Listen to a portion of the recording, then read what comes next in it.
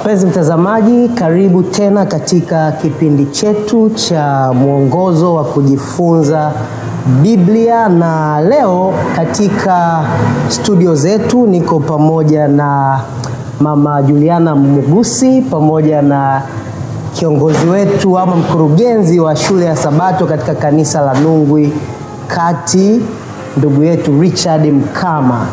Karibuni sana. Sasa leo tupo katika kilele kabisa cha kuhitimisha somo la 13. Somo ambalo linasema katika umilele.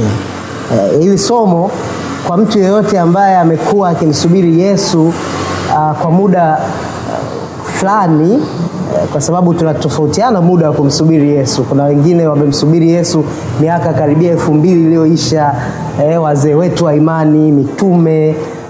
Kuna sisi ambao tunamsubiri Yesu tukiwa katika wakati huu. Hasa sisi ambao tupo wakati huu, tunaposikia kwamba kumbe tutaenda kuishi naye milele, ni jambo linaloleta faraja kwa kweli. Kwa hiyo sasa, kabla hatujaendelea, nimkaribishe Mrs. Mugusi atupatie ombi la ufunguzi wa kipindi chetu.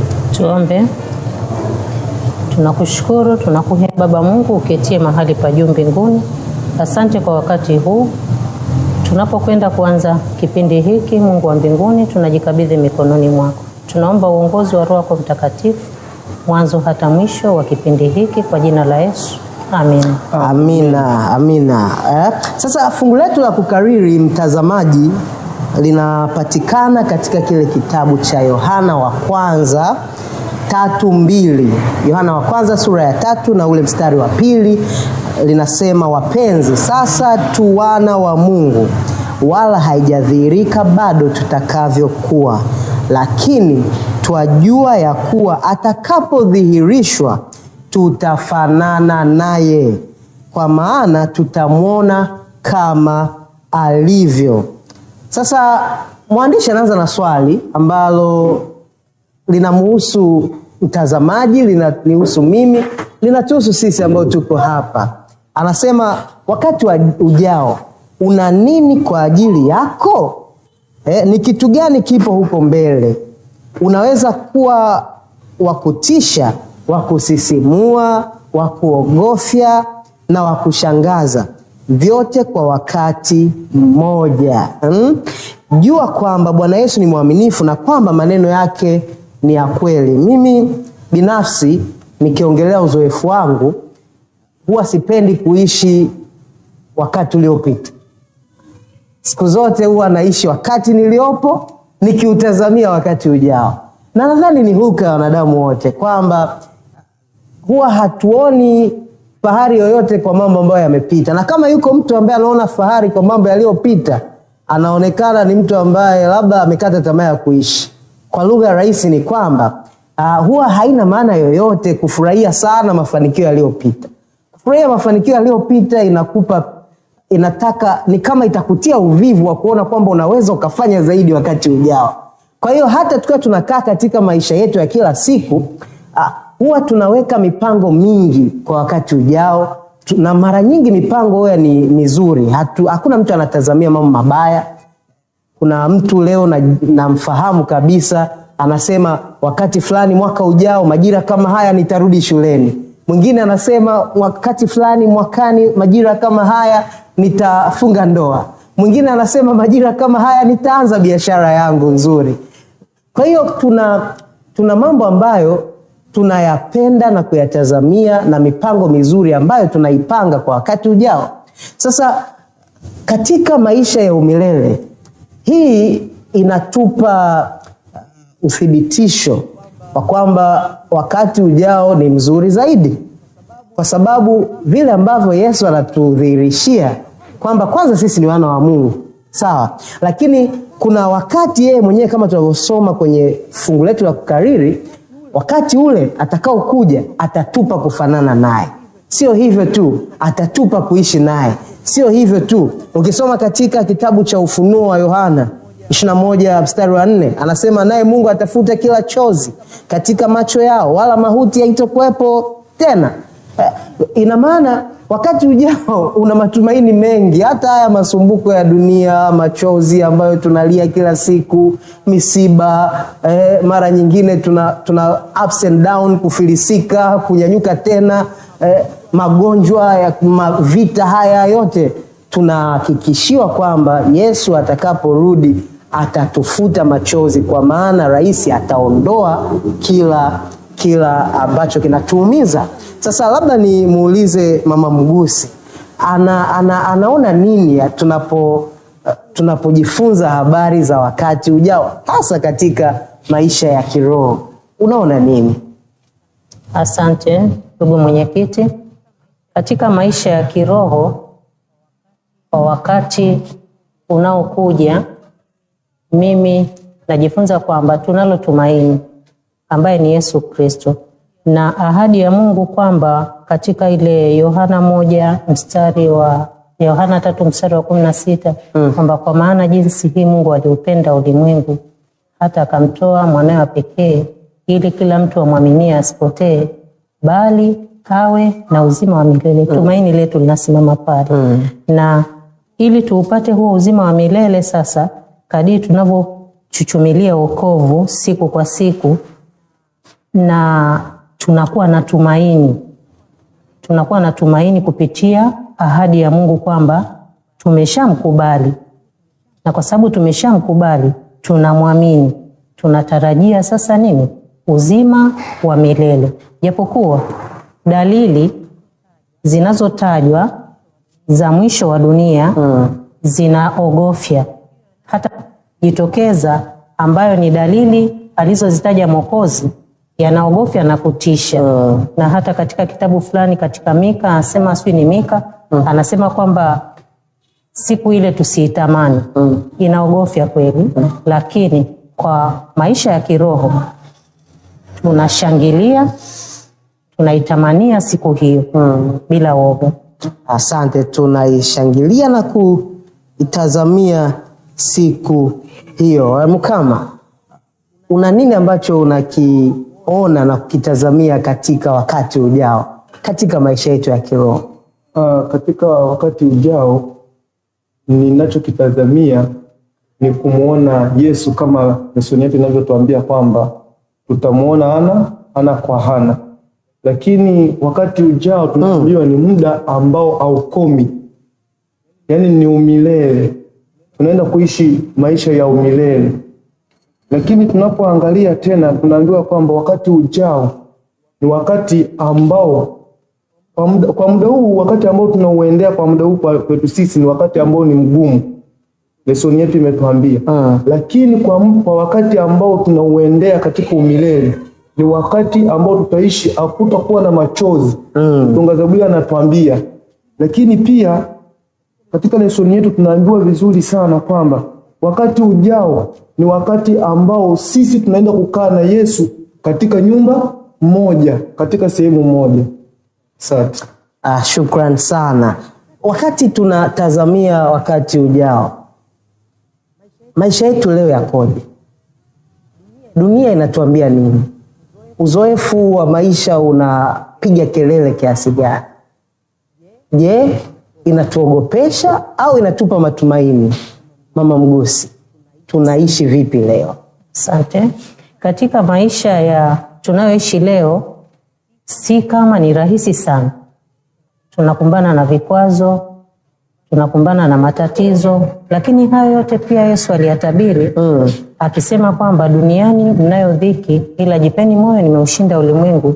Na aliahidi kuwa nasi hata ukamilisho wa dahari. Na dalili nyingi zinatimia kwa kipindi hiki tunachoishi leo. Huenda nyingine tunaziona waziwazi na nyingine hazijatokea bado. Lakini katika hizi ambazo tunaziona, mfano mafuriko, vita, tunavishuhudia, vyote hivyo, magonjwa na mengine tunayapitia kabisa. Lakini yale hayatukatishi tamaa bado, kwa sababu tunaye Mungu muweza na aliyeahidi kwamba tujapopita katika bonde la uvuli wa mauti hatutaogopa mabaya. Hatutaogopa. Kwa hiyo hilo ni tumaini kubwa na Kristo ameahidi kuwa nasi tunapoishi tuko naye sawa sawa na ahadi yake. Kwa hiyo kila tunapopita, hata tujapopita katika magumu, kifamilia, kimahusiano, Yesu Kristo anarahisisha kwa kutushindia. Asante. Sasa Richard, hivi Yesu yeye anatuambia mnapoona ndugu anamuinukia mwenzake, vita taifa moja linatoka kupigana taifa lingine, mnapoona hayo mjue kwamba ile siku imekaribia, kurudi kwangu ku karibu, mkachangamke. Unadhani kwa nini Yesu alitaka haya mambo mabaya haya yawe ishara? Hivi kwa nini asingefanya mambo mazuri ndio yawe ishara? Unajua Yesu alitambua kizazi ambacho kinakuja mbeleni. Ndio. Kwa sababu Yesu alitambua kabisa kwamba kizazi kinachokuja ni kizazi ambacho kitakuja kuwa kama kipindi cha Sodoma na wapi? Na Gomora. Na hata lesoni imetueleza. Na ndio maana tukisoma katika siku ile ya Jumapili anatuambia vita na uvumi wa vita, mataifa yatainuka dhidi ya mataifa mengine, njaa, matetemeko ya ardhi na mateso, katika Mathayo 24 fungu la 6 mpaka 11. Sasa anakuja tena anatuambia katika Petro wa kwanza 4:7 kwamba lakini mwisho wa mambo yote umekaribia, basi iweni na akili mkiishi katika nini? Katika sala. Kwa Yesu anatambua kwamba mambo mazuri yapo wapi? Yatakuwepo, lakini hayo mambo mazuri tunaenda kuyapata katika umilele. Katika hii dunia tunapitia changamoto, na ndio maana kwa kipindi hiki hatujapewa kwamba mimi niwe tajiri na wewe uwe tajiri. Sasa ni nani atakayemfanyia mwenzake kazi? Ina maana kila mtu sasa atakuwa na pesa zake? Hamna, kila mtu awe na kiwango chake. Awepo mtu mwingine ambaye atamwajiri mtu mwingine. Na ndivyo hivyo navyo Yesu hakutegemea sisi tupate raha tu duniani, bali anatufanya sisi tukeshe katika sala, tukitegemea wakati unaokuja, kwamba wakati unaokuja na katika tutakuja kuishi maisha ya umilele. Na ndio maana sasa hivi tunapitia majaribu, na haya majaribu yote tunayapitia ili tuweze kushinda. Na ndio maana tuambia iweni na nini? Na akili. Unajua hili neno mimi mwenyekiti nilikuwa nalifuatilia, iweni na akili. Sasa nikasema iweni na akili ni nini? Sababu mimi mtu anaweza kaniambia iweni na akili nisielewe vizuri. Kumbe tukaelewa kwamba kumbe anataka sisi kutokana na maarifa ambayo tumefunuliwa na vitabu mbalimbali vya manabii pamoja na Biblia, tunaposoma tujue wakati tunaoendea ni wakati gani na wakati tuliopo ni wakati gani, ili tutegemee mambo mazuri ambayo yanakuja mbeleni. Asante. Nashukuru sana. Nimependa hapo kwamba tuwe na akili. Yaani unajua hata Mungu anatushtua kwamba hamtaki kuishi kizembe. Natupa mwe na akili, watu ambao mnatafakari vyema, mnafanya kila kitu kwa mahesabu, sio kwa kurupuka. Sasa Mama Mgusi, tunapoishi katika nyakati hizi ambazo zina changamoto lukuki, zingine hatuzitarajii, zinakuja tu bila kugonga hodi, sisi mwitiko wetu unapaswa kuwa upi? Asante. Katika maisha haya tunayoishi yenye changamoto nyingi, haimaanishi kuwa hata huko nyuma kipindi cha Adamu hapakuwa na changamoto. Hii yote imeletwa tu ni baada ya dhambi kuingia katika ulimwengu, na sisi tunakuwa sehemu ya pambano kuu. Pambano kuu manake ni pambano kati ya wema na uovu. Shetani hajawahi kubali kushindwa. Na kwa sababu hiyo dunia inakuwa na changamoto, kwa sababu shetani bado anatafuta watu wa kwenda naye wapi? Motoni. Lakini bahati nzuri ni kwamba tunamjua Yesu, na Yesu alikuja kutukomboa. Na kwa sababu ya ukombozi ule tunaoujua, hatuna wasiwasi, kwa sababu alikishinda kifo, aliyashinda matatizo. Hata yeye mwenyewe aliishi katika ulimwengu na aliishi katika hali ya masumbuko. Alipata njaa kama sisi. kitu kimoja tu sikuwahi experience kwa Yesu kama aliugua, lakini alipata njaa, alipitia temptations zote tunazopitia, ni masumbuko yote ya maisha. Na kwa vile alishinda, anatuambia jipeni moyo, nimeushinda ulimwengu. Na kwa sababu ameushinda ulimwengu, anajua kabisa kwamba tunapoishi kwa sababu ya misongo na taabu nyingi, huenda hata tukajisahau katika neno lake. Kwa hiyo anatupa uamsho maishani. Yani huwa anatupa uamsho kuturejesha katika njia iliyo sahihi, siku zote tutembee katika njia yake, lakini yakabili yale tunayokutana nayo. Haijalishi ni magumu kiasi gani, kwa sababu anasema jaribu litatupata. Litatupata, na kila jaribu linapompata mtu, linapoletwa kwako, hata kama yule mwovu kakusudia baya, Mungu analibadilisha lile baya na kulifanya kuwa jema. Kwa linatuongezea tumaini katika kuyakabili magumu tunayoyaishi. Asante. Shukran sana. Kwa hiyo hata changamoto ziwe kubwa kiasi gani, tuna wajibu wa kuendelea kumtazama Kristo, kumwangalia Kristo, na uzoefu wa kumwangalia Mungu. Unajua umekuwepo kwa muda mrefu sana. Adamu na Hawa kabla hawajaanguka dhambini walikuwa wana nafasi ya kuonana na Mungu uso kwa uso, uso kwa uso. Mpaka pale walipoanguka dhambini, wao ndo wakakimbia, wakajitenga mbali naye, lakini bado Mungu anaonyesha jitihada za kuwafikia tena, kukutana nao. Lakini sio hivyo tu. Nakumbuka habari za mtu mmoja anaitwa Yakobo. Baada ya kuwa amemkimbia ndugu yake, anafika pale anafika ni panaitwaje hapa? Penueli. Anakutana na Mungu, anasema hapa nimeonana na Mungu uso kwa uso. Kwa hiyo uzoefu wa kuonana na Mungu uso kwa uso ni uzoefu ambao wako wenzetu huko nyuma, wazee wetu wa imani ambao walimuona uso kwa uso. Mwingine kwa kumalizia, Musa. Nasema hakuna mwanadamu ambaye hivi uso kwa uso isipokuwa Musa. Sasa na sisi leo tuna uhakikisho wa kuonana naye hatimaye ana kwa ana. Ana kwa ana. Huu uzoefu tunaweza tukauelezea vipi, Richard? Kuonana tena na Mungu wetu, Yesu wetu ambaye tulitamani kuonana naye tena uso kwa uso. Huu uzoefu tunaweza tukauelezea vipi ili mtazamaji wetu naye apate kuelewa? Uzoefu wa kuonana na Yesu uso kwa uso au hana kwa hana, cha kwanza inabidi sisi kama Wakristo ambao tunangojea ujio wa Yesu mara ya pili, inabidi tuishi katika maandiko yake matakatifu. Ndio. Tunapokuwa tunaishi katika maandiko yake matakatifu, pale ndipo tunapokuwa tunamuona Mungu hana kwa hana. Na tunaambiwa katika, najua nimependa katika Zaburi 80 pale tunakutana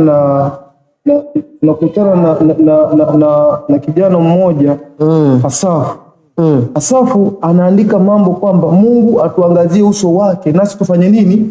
Tuokoke, katika Zaburi 80 fungu la 19. Ndio. Kwa hiyo tukiangalia pale, kumbe sisi ili tuweze kuona uso wa Mungu inabidi kwanza tumuombe atufanye nini? Atuangazie. Tukishaokoka ndipo tunakuwa na sisi tunatamani kwenda kuona uso wa Mungu ana kwa nini? Ana kwa ana.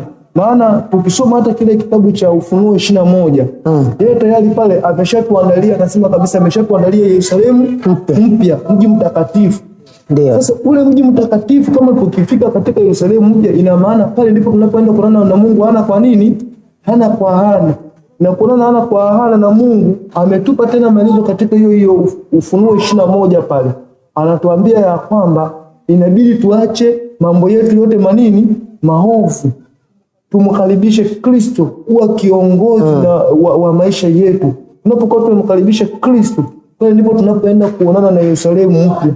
Na pale amezungumza mambo mengi. Amezungumza masuala ya bibi harusi. Kwa bibi harusi ni nani? Na tunaelewa sisi kama Wakristo kwamba bibi harusi ni sisi ni nini? Ni sisi kanisa. Yeah. Na bwana harusi ni Kristo ambaye ni Yesu. Yeah. na kwa sababu sisi ndio ambao tunaenda kuolewa na nani? Na bwana harusi ambaye ni Kristo, kanisa.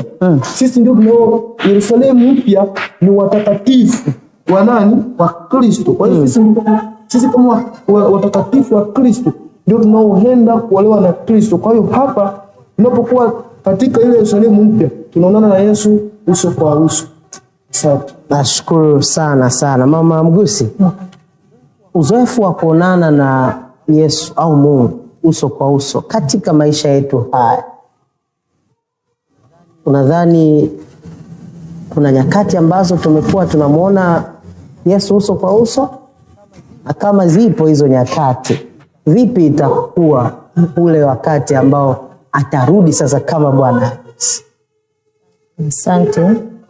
Katika maisha, kwa shuhuda za yale ambayo Mungu anatutendea, huenda tukawa tumemwona uso kwa uso pasipo kuona dhahiri, lakini unafikia kipindi ambacho ukipitia katika jambo gumu na Mungu akaingilia kati pale, linakupa uhakika wa kusema kwamba nimemwona Yesu uso kwa uso.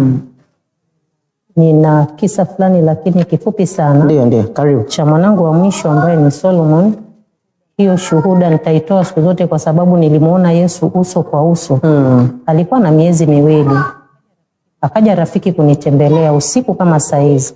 Katika kumsindikiza tumefika sehemu kwenye junction, nikamwambia sasa hapa tumefika mwisho, na huyo mtoto alikuwa na miezi miwili, sikuweza kumwacha ndani. Kwa hiyo nimemzongazonga na nguo za kubebewa, nimembeba namna hii. Lakini tukiwa pale njiani tunageuka sasa, niko na mdogo wangu kwamba tumeshaagana na yule dada, yeye anakwenda na sisi tunageuka, nikajikwaa. Na ile barabara ilikuwa na mawe. Kule kujikwaa kwangu, mdogo wangu alijaribu kunishika huu mkono kama kunisapoti, kashindikana. Lakini nikaa nimeanguka kiasi cha kufika usawa huu na mtoto unaenda kumalizikia. Lakini pale nikasikia kama upepo unaninyanyua. Mdogo wangu alibaki akishangaa. Mimi nikasema kumbe Yesu uko mahali hapo. Hilo tukio halijaniisha kwa sababu mengi kama hayo yapo, lakini kwa shuhuda hizo na nyingi sana tunaweza kumuona Yesu live. Isipokuwa hii tunayoambiwa kwamba hatimaye ana kwa ana ni na Mungu, japokuwa amesema kwamba Yesu mwenyewe alisema kwamba siku ile ya kuja kwake haijui, ila ni Baba tu anayejua. Hajawaficha watu wake. Ametupa dalili mpaka za siku hiyo. Hatuishi gizani.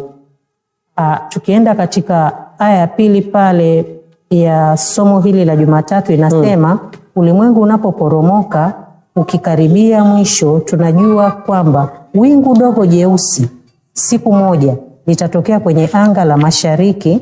Litakapokuwa likisogea karibu zaidi na zaidi, tutaona kwamba kwenye wingu lile atakuwa ameketi mmoja mfano wa mwanadamu mwenye taji ya dhahabu juu ya kichwa chake, na atasindikizwa na maelfu kwa maelfu ya malaika.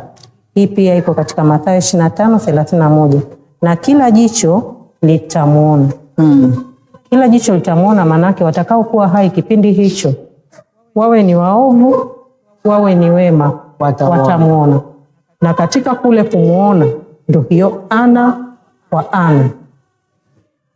Japokuwa habari mbaya ni kwamba kwa waovu watakapomuona, ule utukufu wa Yesu utawafisha. Hawataweza kustahimili. Utawafisha. Na pale sasa baada ya miaka 1000 mbinguni, mji mtakatifu unaposhuka, watafufuliwa mpaka na wale waovu ambao hawakumuona siku ile, nao watamuona. Ni kila jicho hakika litamuona. Hii ana kwa ana tutamuona. Hata mimi nitamuona Mwokozi, Geoffrey utamuona, na mwenzangu hapa wote tutashuhudia. Kila mmoja atamuona. Hayuko. Labda tu jambo ambalo linasikitisha ni kwamba wale ambao wamejiandaa kumuona Yesu, itakuwa ni furaha, kicheko, kushangilia, kukutana na Mwokozi wao.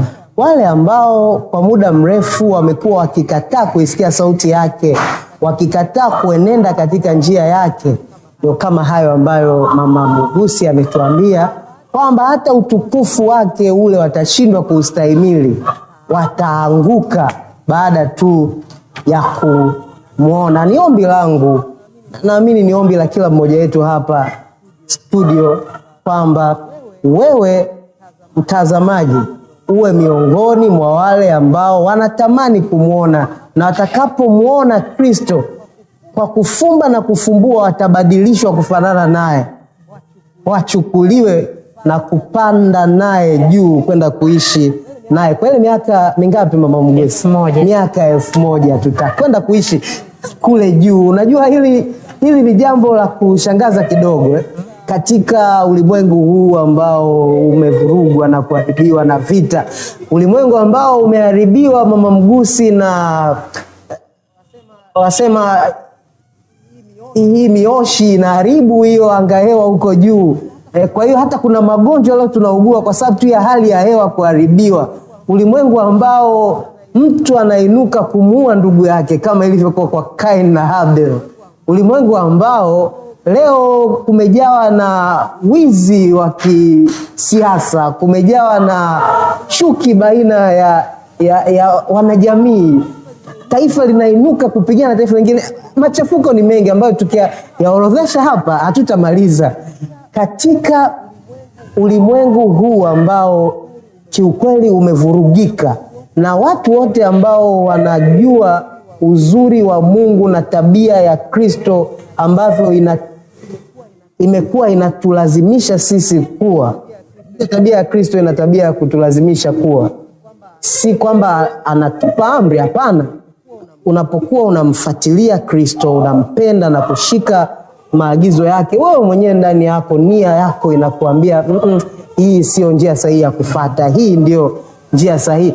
Kwa wale ambao tumekuwa tukitamani kufanana na Kristo, ukweli ni kwamba hapa ulimwenguni sio sehemu ambayo tunapenda kuishi, sio sehemu ambayo tungetamani kuendelea kuwepo hata kwa miaka 5 au 10 inayokuja. Mimi ukiniambia tamanio langu, kwa kweli natamani sana Yesu arudi nikaishi naye katika ule mji mtakatifu. Huu mji mtakatifu ambao tunaambiwa umepambwa kama bibi harusi. Huu mji mtakatifu kama unauelezeaje? Wewe una picha gani katika akili yako? Huu mji ambao barabara zake ni dhahabu, una picha gani ya huu mji? Na unatamwambia nini mtazamaji naye apate angalau tu picha ya jumla ya huu mji? Asante sana mwenyekiti. Labda mimi ningependa tu kumwambia mtazamaji ya kwamba huu mji ni mji ambao hajawahi kuona. Maana kama ukiwa unaenda kuoa, wewe ni bwana harusi au wewe ni bwana harusi, huwa ana shauku ya kumwona bibi harusi aliyopambwa. Hata wale wote walioalikwa, wageni wote, wao wana shauku ya kumwona nani? Bibi harusi alivyopambwa na anavyopendeza. Ndivyo hivyo hata sisi leo, huu mji umepambwa kama bibi harusi. Ina maana ni mji ambao kila mmoja wetu anategemea kuona. Na huu mji katika kitabu cha Ufunuo 21:22 umeelezewa kwamba ni mfano wa nini? Wa bibi harusi. Tunaposema ni mfano wa bibi harusi, ina maana ni Yerusalemu, tena wamesema ni Yerusalemu mpya. Sasa Yerusalemu mpya tunayoitazamia sisi, huu mji ambao utakuwa ni mzuri, ambao tunaenda kuishi na Yesu. Kwa sababu tutaenda kuishi pamoja na nani? Yesu. Katika kile kitabu cha Ufunuo 21 ile fungu la 19 tutasoma pale 21 ile fungu la 9. Biblia inasema, akaja mmoja wa wale malaika 7 waliokuwa na vile vitasa 7 vilivyojaa, akanena nami akasema, njoo huku. Nami nikaonyeshwa yule bibi harusi, mke wa mwana-kondoo. Akanichukua katika roho mpaka mlima mkubwa mrefu, akanionyesha ule mji mtakatifu Yerusalemu ukishuka kutoka mbinguni kwa Mwenyezi Mungu, wenye utukufu wa Mungu. na mwangaza wake ulikuwa mfano wa kito chenye thamani nyingi, kama kito cha yapisi safi kama bilauri. Tunaangalia kwamba kumbe huu mji ni mtakatifu, umeandaliwa na nani? Na Mungu mwenyewe. Bibi harusi anaandaliwa na watu kwa lugha ya duniani, anaandaliwa tu na watu wenye ujuzi, lakini huu mji umeandaliwa na Mungu mwenyewe, tena anausema ni mtakatifu. Kwa hiyo ndugu mtazamaji na ndugu msikilizaji, usije ukakosa katika ule mji. Ni mji ambao ameuandaa Mungu mwenyewe na una utukufu.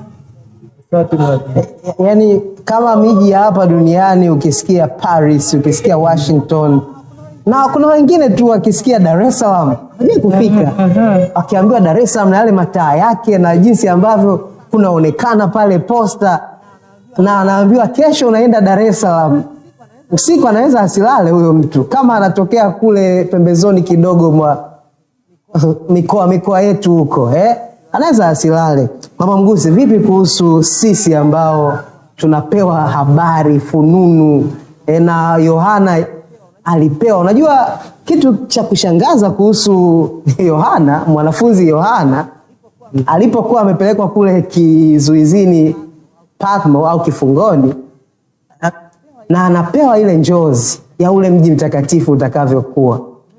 Unajua kuna wakati hata yeye hakuelewa kile anachokiona kilikuwa juu ya ufahamu wake, kwa hiyo akashindwa kutuelezea picha kamili nini hasa ambacho amekiona. Tumejiandaaje, ama unaweza kumwambia nini mtazamaji anapofanya maandalizi ya kuwa mmoja wa wakazi wa ule mji mtakatifu?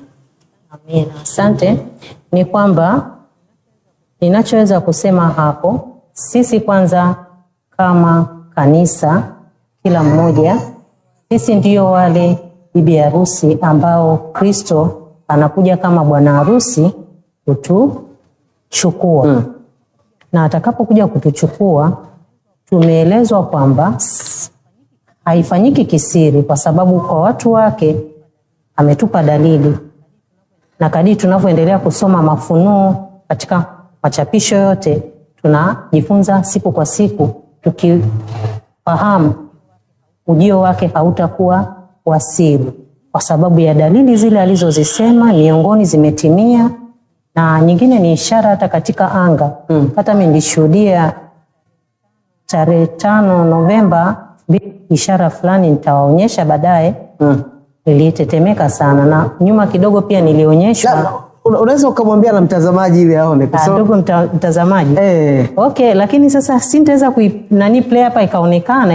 Ipo kwenye simu. Ipo kwenye simu. Unaweza tukaielezea namna ambayo naye anaweza akapata picha. Niliona angani ilikuwa ni saa 7 mchana, kama saa 7:30. Natoka namna hii, jua linaangaza huku, lakini upande huu wa kushoto juu ya anga nikaona kitu cha duara katikati ya anga. Kile kitu cha duara lile lina weusi, lakini lina kama miale hivi. Nikashangaa sana, nilikuwa na mafundi ndani. Kwao nikawaita, jamani, hebu njooni muone kitu gani hiki. Hawakuchukulia maanani, wakaambia hiyo kawaida. Nikamwambia sio kawaida. Hii sio kawaida. Nikaona sasa hata nikilielezea kwa mtu yeyote hatanielewa. Nikaingia ndani, nikamwambia Mungu nisaidie. Nikimbia nikachukue simu ili isiondoke kwanza ile ishara, nije nipige picha ili kusudi ninapomwelezea mtu hata wa karibu, nikimuonyesha ile naye anisaidie kutathmini kama ni kitu cha kawaida, aweze kusadiki. Kwa hiyo ishara zitaonekana angani. Na kuna siku pia nakumbuka nyuma kidogo, miaka ya nyuma kidogo, 2000 na kati ya 6 au 7, nilitoka nje usiku, nikaona moshi umebadilika kama damu kabisa, mkubwa sana, raundi kubwa sana, alafu na iko red kabisa kama damu. Niliogopa sana, lakini nilipomsimulia jirani yangu, na akasema na sisi tuliona, tukashangaa.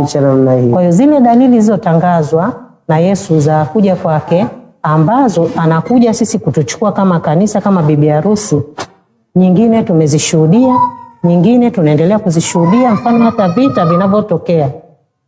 Lakini habari njema ni kwamba anapokuja kutuchukua siku ile anapokuja, anakuja kwa shangwe kuu na anakuja kwa bashasha, yani anakuja na kundi la malaika. Yani ni sherehe. Anapokuja anakuja, haitakuwa rahisi. Kwanza kuna dalili zitatokea ambazo ni ngumu sana, ile dunia kukunjwa kama ukurasa, sawa, matetemeko ya ardhi, meme na radi, sio jambo rahisi.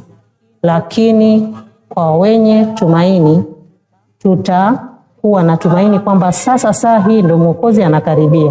Mara tunaona wingu dogo kama tulivyosoma, na pale makaburi yanapasuka, na waliokufa katika Kristo watanyakuliwa kwanza. Wanaponyakuliwa kwanza, alafu na sisi tutafuata. Ndio pale sasa ule mji mtakatifu, yani tunanyakuliwa kwenda mbinguni, kwenda kuishi katika mji mtakatifu. Anapowatoa wale waliokufa kwanza, na sisi tunatwaliwa, tutakao kuwa hai, ndio tunapalizwa mbinguni. Kwa tunapopalizwa mbinguni, ndio tunakwenda kuanza maisha mapya katika mji mtakatifu. Sasa hii bibi harusi ni sisi, ile kanisa tutakao kuwa tukitwaliwa na Kristo akituchukua kama bwana harusi. Tunapokwenda mbinguni, tunakaa katika ule mji mtakatifu miaka 1000. Na baada ya pale nafikiri itakuwa ni furaha sana. Mimi natamani kuwepo, kwa sababu huo mji unasemwa kwamba sikio, jicho wala akili ya binadamu haijawahi kufikiria uzuri wa mji huo. Ni tamanio langu pia, kila mmoja anatamani kwenda kuona huo mji, sio kuona tu, kuuishi. Na bahati nzuri ni kwamba huo mji pia baada ile miaka 1000 utashuka, Kristo akiwa ndani yake na watakatifu, ili aje kufanya makao hapa duniani akitawala. Kwa hiyo mimi naufahamu kifupi mji mtakatifu namna hiyo. Yani pamoja na kwamba Yohana alionyeshwa huu mji, anachanganyikiwa, anasema jicho alijawahi kuona wala sikio kusikia, na yeye ameonyeshwa. Sasa ndugu mtazamaji, hii itoshe kukupa shauku ya kuto kukosa katika mji huu. Lakini si hivyo, kuna habari ya kumfuata mwana kondoo. Kuna habari ya kumfuata mwana kondoo. Mwana kondoo ni nani hicho?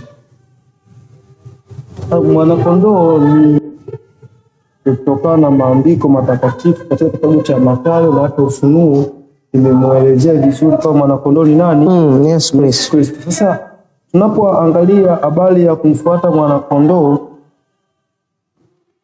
tukiangalia katika lesoni yetu, tumejifunza habari nyingi kwamba katika wakati ambao tunauendea wa kuishi katika umilele, hatuwezi kufika bila kufuata nani?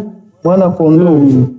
Na ndio maana anatuambia kwamba hakutakuwepo mateso wala maumivu, na Yesu atakuwa na Yesu atafuta kila machozi ya kila mmoja wetu, katika kile kitabu cha Ufunuo 21, Ufunuo 7:19, Ufunuo 21:4.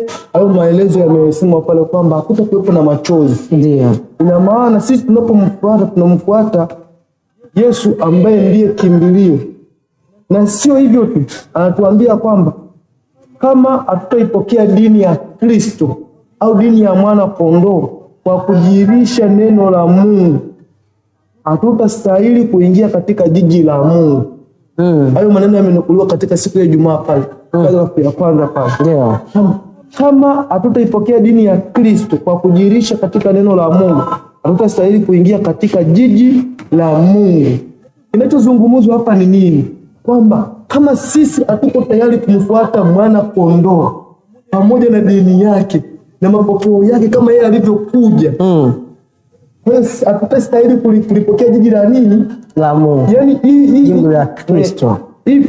Ili jiji ambalo tumeandaliwa, hii ambayo Yerusalemu mpya, ambayo mwalimu umeisema kwamba yani Yohana mwenyewe hakuweza kuielezea. Hata mama ile ni jiwe katika Pambano Kuu kurasa namba 522 pia napo ameelezea kuhusu mji mtakatifu kwamba kama tutamfuata Yesu hatutaulisi huu mji, yani tutausikia. Sisi ili tuweze kupata huu mji inabidi tumfuate nani? mwana kondoo kama kiongozi. Asante mwalimu. Asante. Sasa Mama Mgusi, labda utusaidie, kwani huyu Yesu yeye kama mwana kondoo anapotaka tumfuate, kuna maelekezo yote ambayo anatupatia? Asante. Na kwa nini tumfuate? Asante. Ili kumtambua kwamba Yesu kwanza ni mwanakondoo, pale ambapo alipobatizwa, Yohana Mbatizaji alipokuwa akibatiza, Yesu akawa anakuja. Yohana ndo anamtambulisha kama mwanakondoo. Anasema katika Yohana 1:36, akamtazama Yesu akitembea akasema, tazama mwana kondoo wa Mungu. Wale wanafunzi, kulikuwa na wanafunzi pale, wale wanafunzi wawili, tukiendelea sasa mpaka 37, anasema wale wanafunzi wawili wakamsikia akinena, wakamfuata Yesu.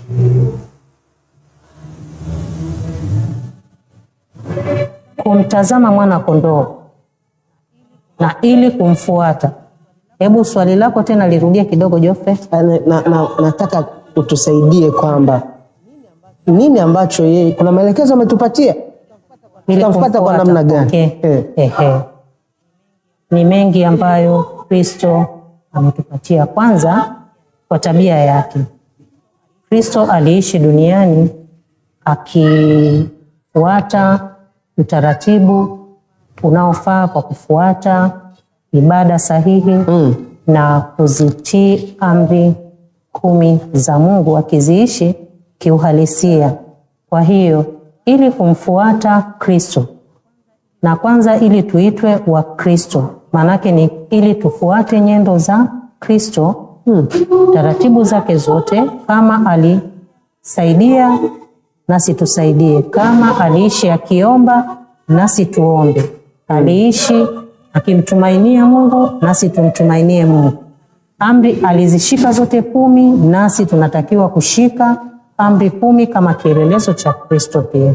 Kwa kumfuata ni kuakisi tabia yake. Na sisi peke yetu hatuwezi, isipokuwa kwa uwezo wa Roho Mtakatifu. Kwa uwezo tunaupataje? Ndugu mtazamaji, tunaupata kwa kuchuchumilia wokovu. Tunachuchumiliaje? Kuomba kila siku na kusoma neno la Mungu. Kwa kawaida binadamu, usipopata chakula hauwezi kuhuika au kuishi. Mwanadamu ili aweze kuishi anatakiwa apate chakula, maji na virutubisho mbalimbali. Na maisha yetu kiroho, ili tuweze kuishi kiroho, lazima pia tupate chakula cha kiroho ambacho ni neno la Mungu pamoja na maombi. Asante. Shukran sana. Njoo mtazamaji, njoo. Na sisi hapa studio tumeitwa twende, ni mwaliko, njoo. Yesu anasema katika Yohana 6:37 anasema, yote ajaye kwangu sitamtupa nje kamwe. Ufunuo wa Yohana 22:17 anasema na roho na bibi harusi waseme njoo, naye asikiaye na aseme njoo, naye mwenye kiu na aje, na yeye atakaye na ayatwae maji ya uzima bure. Kwa uzoefu wa kawaida huwa tunaambiwa hapa duniani, ndugu mtazamaji, kwamba kama haujaalikwa usiende. Kama hujapewa mwaliko katika sherehe fulani, kama ni harusi, kama ni sherehe ya kusherekea mfanano wa siku ya kuzaliwa ya mtu fulani, kama ni sherehe aina yoyote, kama hujapewa mwaliko usiende. Kwa sababu kama utaenda na wakati wa kuingia ndani ukaambiwa ndugu subiri kwanza, haukuwa umealikwa, aibu kubwa sana inaweza ikakupata. Nadhani ni kama vile Mungu alijua hili kwamba kwa kuwa kuja kwake kutakuwa ni sherehe, kama ambavyo tumeambiwa hapa. Kuja kwake sio tukio la kinyonge, litakuwa ni tukio la furaha, kusherekea. Sisi tukitamani kumwona na yeye akitamani kutuona na kutuchukua tukaishi naye katika ule mji mtakatifu. Aona hii sherehe, natakiwa nitoe mwaliko wa wazi. Nisifanye kibaguzi, nisifanye kisirisiri, nitoe mwaliko wa wazi. Na amesema, njoo wewe mwenye kiu, njoo upewe maji ya uzima bure. Njoo. Tunaupokeaje mwaliko huu, Richard? Huu mwaliko tunaupokea kwa mikono miwili, kwa sababu ni mwaliko ambao tumepewa bure. Na katika lesoni yetu ametuambia kabisa mwaliko ni nini? Ni bure. Pale anasema mwaliko ni bure, unaotolewa kama zawadi ya nini? Ya neema. Tunapomkubali maishani mwetu na kumpenda kwa mioyo yetu yote, akili zetu, roho zetu na nguvu zetu zote, maisha yetu hapa na ya wakati ujao yatabadilishwa milele. Amen. Kwa hiyo sisi mwaliko tuliopewa, mwitikio wetu ni kupokea mwaliko, kwa sababu tumepewa zawadi ya neema. Cha kwanza kabisa, Yesu alipotoa mwaliko akatoa neema. Alipokuja kutufia msalabani, akatuona sisi ni wadhambi, akatoa neema. Na neema ambayo tumeipata ndio inayotufanya tuwe na tiketi ya kuingia katika harusi ya mwana nini? Ya mwana kondoo. Hiyo tiketi tunaipata kupitia neema ya nani? Ya mwana kondoo mwenyewe ambaye ni Kristo. Kwa sababu tayari ameshatupa neema.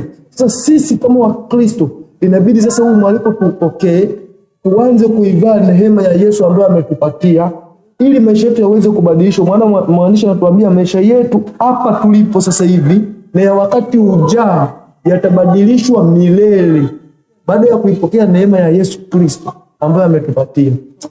Shukuru Mwagusi. Yesu mwenyewe anasema naam, naje upesi. Amina. Unajua ukiona neno amina maana yake na iwe hivyo. Na uje Bwana Yesu. Ufunuo 22:20. Mwaliko ameutoa, lakini pia amesema ana pesi. Na ndugu mtazamaji, Biblia hii unatakiwa uisome kwa kituo. Angeweza kusema ninakuja, lakini anasema ninakuja upesi.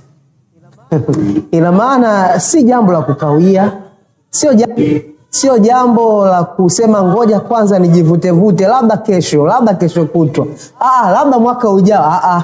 Anakuja upesi.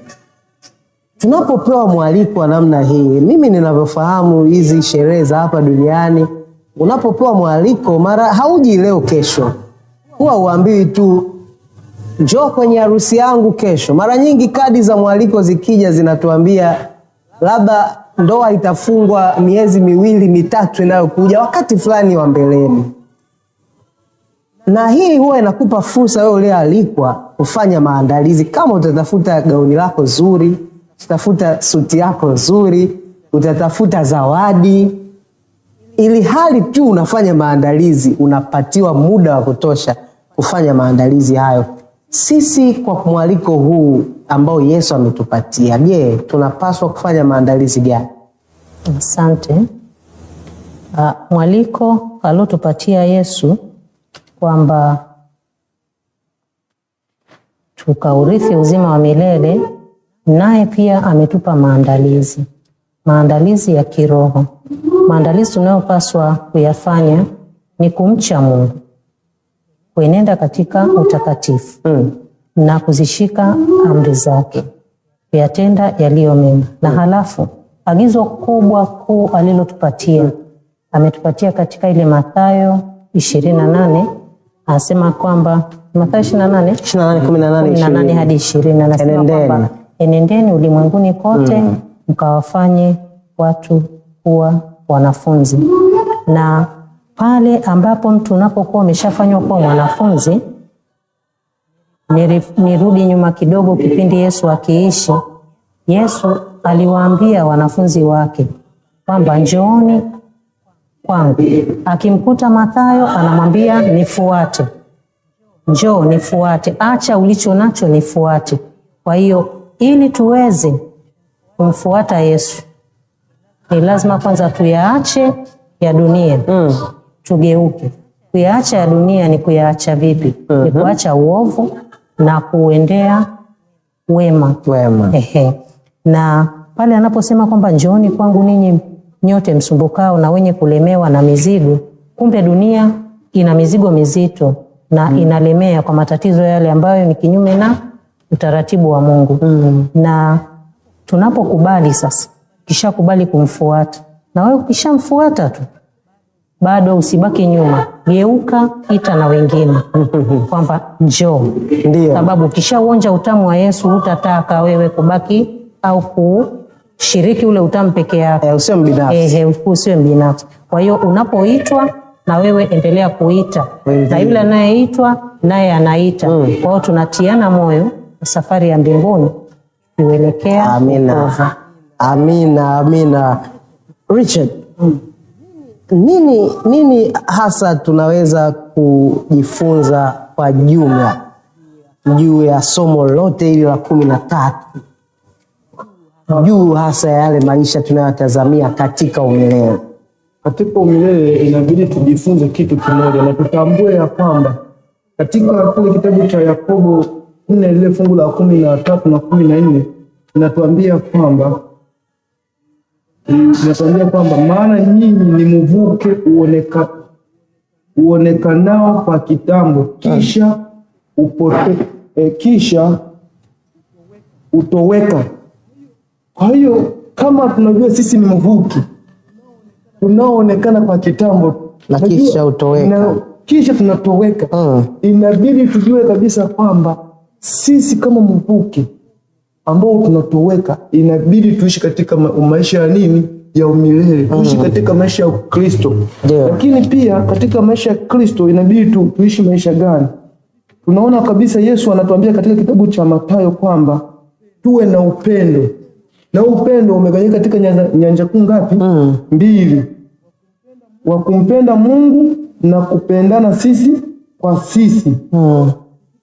Tusipowapenda majirani zetu, hatuwezi kumpenda na nani? Na Mungu. Ili tuweze kuishi katika maisha ya umilele au ili tuweze kuwa wana wa Mungu, inabidi tuzingatie kwanza upendo. Mimi na Geoffrey tupendane, mimi na Mama Mugusi tupendane. Tukishapendana sisi kwanza, ndipo tumpende nani?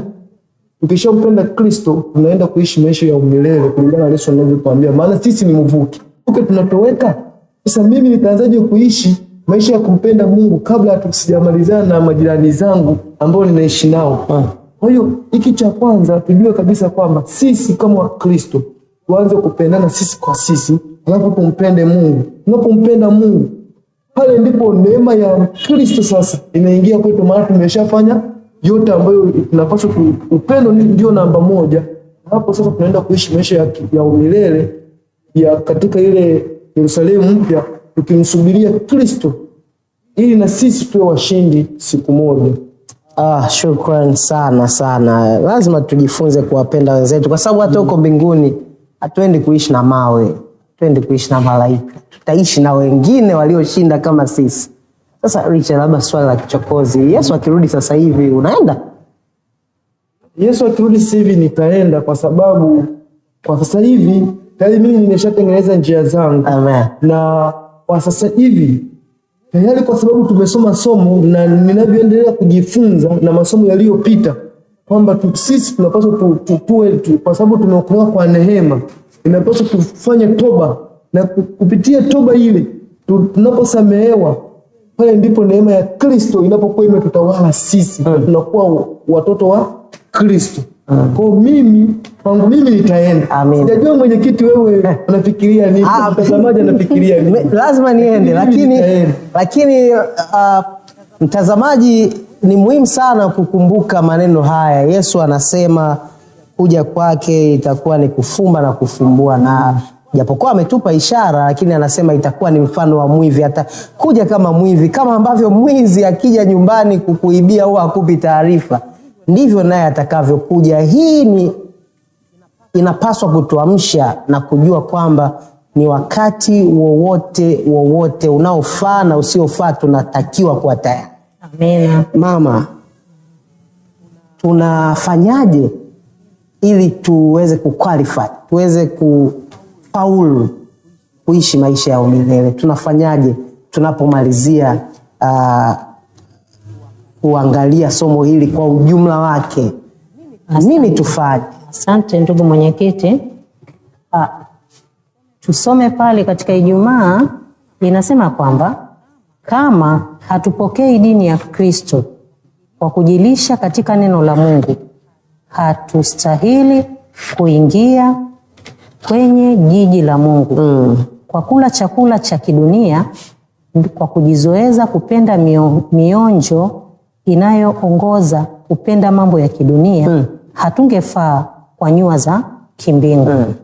Hatungeweza kuthamini vitu vilivyo safi, mkondo wa kimbingu unaotawala mbinguni.